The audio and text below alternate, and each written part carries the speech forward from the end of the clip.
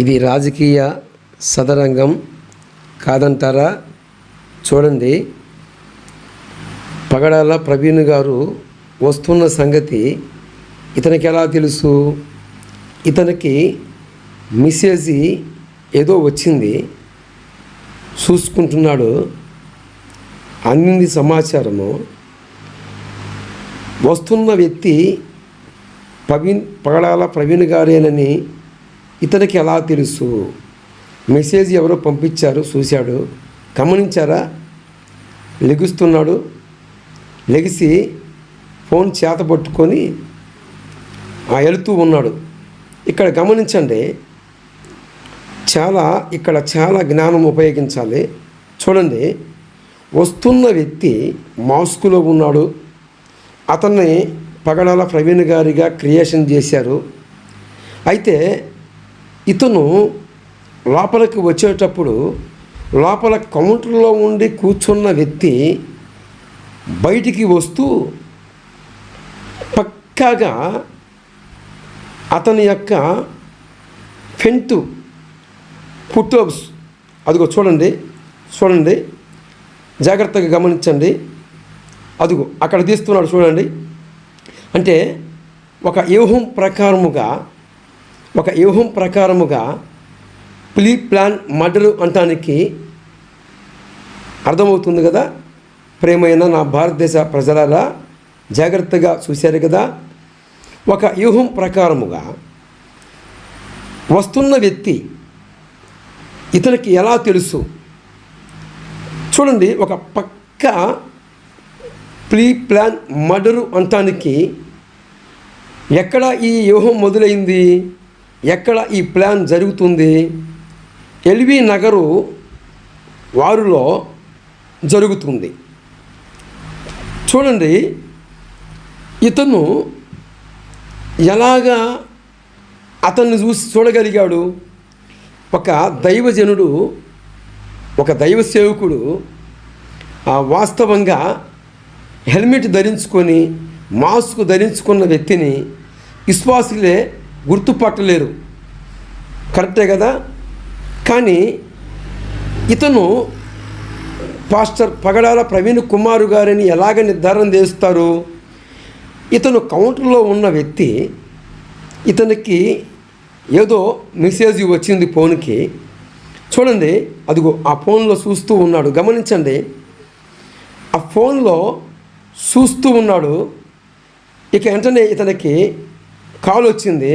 వచ్చినట్లుగా వెళ్ళి అతని ఫ్రంట్ భాగములో ఫోటోకు తీసి, ఏమండి వాస్తవంగా దైవ సేవకుడేనా, పాస్టర్ పగడాల ప్రవీణ్ గారేనా? గమనిస్తున్నారా?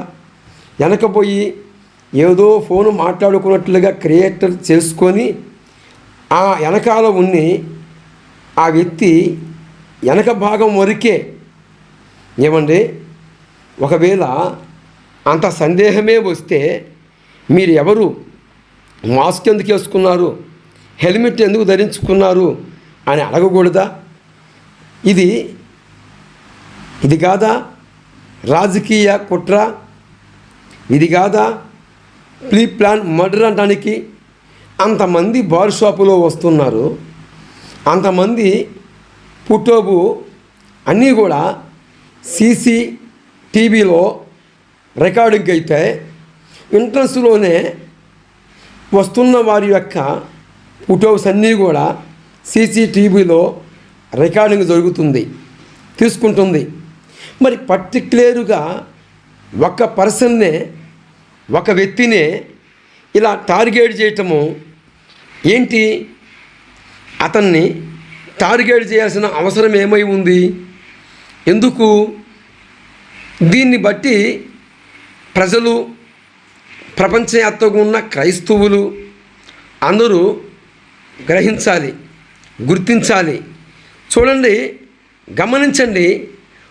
మరి దైవజనుడిగా ఉన్న వ్యక్తికి 2 సెల్ ఫోన్లు ఉన్నాయి.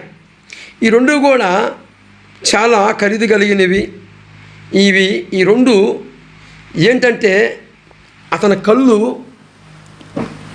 అతని యొక్క ఫింగర్ ప్రింట్ మాత్రము ఉంటేనే ఓపెన్ అవుతాయి. పాస్టర్ పగడాల ప్రవీణ్ గారి యొక్క సెల్ ఫోన్స్ యాపిల్ ఫోన్కి ఉన్న లక్షణం ఏంటంటే, ఉదాహరణకి ఒక వ్యక్తి కళ్ళజోడు ధరించుకొని దాన్ని ఓపెన్ చేయాలంటే అతని వల్ల కాదు. ఇక్కడ వీడిస్తున్న మాట ఏంటంటే, చూడండి, గమనించండి, ఎవరైతే ఈ టీ కొట్టు వ్యక్తి ఉన్నాడో ఆ వ్యక్తి ఇచ్చిన ఇన్ఫర్మేషన్ ప్రకారముగా ఈ యొక్క ఫోటో చూస్తే డే టైంలో తీసినట్లే వెళ్తీరున్నప్పుడు ఫోటో. అక్కడ చూడండి, ఆ హెల్మెట్ మీద మచ్చ ఉంది, ఆ హెల్మెట్ మీద పేరు కూడా లేదు. గమనించారా? ఇది చూస్తే డే టైం అంటే పట్టపొగులే తీసిన ఫోటోస్. తర్వాత ఆయన